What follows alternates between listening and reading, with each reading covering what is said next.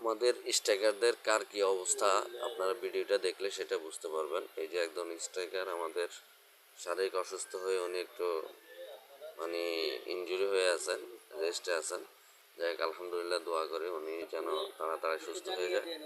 এই যে আমাদের আরেকজন স্ট্রাইকার, উনি আলহামদুলিল্লাহ বেশ ভালোই, মুখের হাসি বলতেছে উনি মাশাল্লাহ ভালোভাবে সুস্থ আছেন। এই যে সরকারের এমডি সাহেব জনাব তহিদ শাহ সময় যাচ্ছে না সেজন্য মোবাইল চ্যাটিং করতেছে। এই যে সেলস ডিপার্টমেন্টের হেড ইমন সাহেব, বেশ ভালোই দেখা যাচ্ছে মাশাল্লাহ। এই যে উনি সবার উদ্দেশ্যে এখন কিছু গুরুত্বপূর্ণ আলোচনা করে যাচ্ছেন।